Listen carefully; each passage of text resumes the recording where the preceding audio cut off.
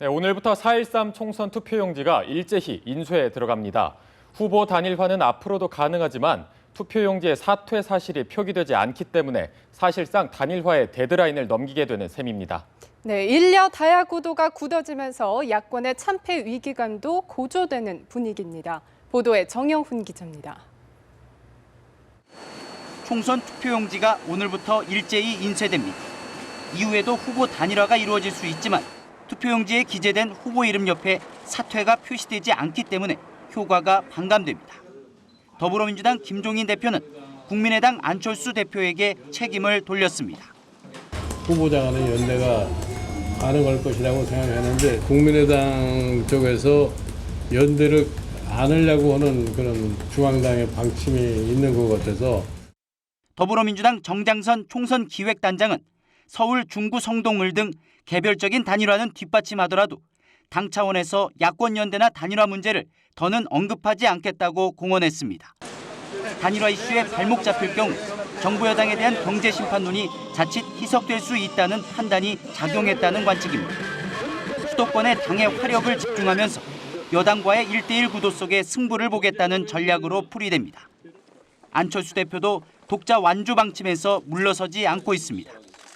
국민의당은 정치 변화 그리고 정권 교체를 위해서 태어난 당입니다. 국민들의 변화의 열망을 한몸에 담고 있는 당입니다. 지켜봐 주십시오. 후보 단일화의 데드라인을 넘김에 따라 일려 다야 구도가 105곳에서 펼쳐지는 수도권에서 야권의 참패 위기감이 고조되고 있습니다. 연합뉴스TV 정영훈입니다. 이번 4.13 총선을 앞두고 각 당의 초반 자체 판세 분석 결과 새누리당이 82곳, 더민주 35곳, 국민의당이 20곳에서 승리를 점치고 있는 것으로 나타났습니다. 네, 전국 110여 곳에서 어느 정당도 우세를 장담하지 못하는 대혼전 양상입니다. 정영빈 기자입니다. 이번 총선의 최대 접전지인 49석이 걸린 서울입니다. 새누리당은 우세 지역을 7곳으로 분석했습니다. 강남에 집중돼 있습니다. 더민주는 9곳에서 승리를 점치고 있습니다. 용산을 비롯해 동대문 을과 강북을, 구로 을 등입니다. 국민의당은 안철수 공동대표의 지역구인 노원 병만 우세로 분류했습니다. 60석으로 가장 많은 의석이 걸린 경기도입니다. 새누리당은 14곳, 더민주는 8곳에서 승리 가능성을 점쳤습니다. 13석이 걸린 인천에서 새누리당과 더민주는 각각 한 곳만 우세로 분류했습니다. 텃밭의 경우 영남은 새누리가 전반적으로 우세하지만 야권이 둘로 쪼개진 호남은 국민의당이 제1야당인 더민주보다 우세 지역이 더 많은 상황입니다. 새누리당은 대구에서 5곳, 경북에서 12곳, 부산 경남에서는 23곳에서 승리를 내다봤습니다.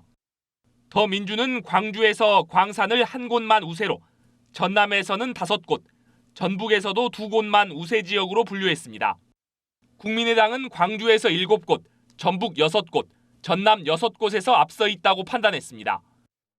충남에서는 새누리가 8곳, 더민주가 2곳을 우세로 분류했고 충북은 새누리만 5곳에서 승리를 점쳤습니다.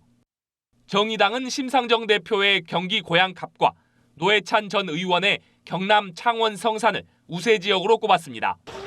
다만 각 정당들이 판세를 자체 분석한 것인 만큼 판단 기준이 달라 실제 선거운동 과정에서 판세가 달라질 가능성도 높습니다. 연합뉴스TV 정영빈입니다. 공식 선거운동 나흘 만에 3당 대표는 목이 다 쉬었습니다. 네, 분초를 다퉈가며 유세에 몰두하고 있는데 제각각인 스타일이 눈길을 끌고 있습니다. 이경희 기자입니다. 새누리당 김무성 대표는 적극적인 스킨십이 단연 주목을 받습니다. 트레이드마크인 어부바 유세는 물론이고 꽃가마도 등장했습니다. 제가 각종 재보궐선거 때마다 어부전 후보가 다 당선됐다는 소문을 듣고 또 여기서 저보고 어부달라고 합니다. 당선만 되면 사무총장감이다. 상임위원장은 떼놓은 당상이다. 후보들을 한껏 치켜세우고 때로는 이른바 셀프 디스로 힘을 실어줍니다. 그러니까 나는 대통령하고 전화도 못하는데 이 사람하고 전화도 쉽게 한다고 하니. 더불어민주당 김종인 비상대책위원회 대표는 교수 출신답게 똑부러지는 연설이 눈길을 끕니다. 박근혜 정부의 경제 실정을 강조하며 조목조목 수치를 제시하고 가계부채가 1,200조가 넘고 정부 부채가 600조를 이르는 이러한 상황에서 앞으로 계속해서 빚이 늘어나고 경제 성장은 멈춘 상태에 있고 당대표로 선거 전면에 나서는 건 처음인 만큼 다소 부족했던 대국민 스킨십도 시간이 갈수록 나아지고 있다는 평가입니다. 지역 주민을 안아주겠습니다. 자. 국민의당 안철수 대표는 다른 두 대표에 비해 목이 더 일찍 쉬었습니다. 지나가는 시민들에게 일일이 악수를 청하며 소리내 인사를 건넬 정도로 열심입니다. 연단에선 여야 모두를 향해 날선 비판을 쏟아내지만 이번 총선 때 낡은 것 그대로 두실 겁니까? 아니면 새로운 것으로 바꾸시겠습니까? 단상에서 내려오면 누구보다 친근하게 유권자를 대하는 모습. 여성 지지자의 기습 뽀뽀에도 당황하지 않고 길거리 큰절도 마다하지 않았습니다.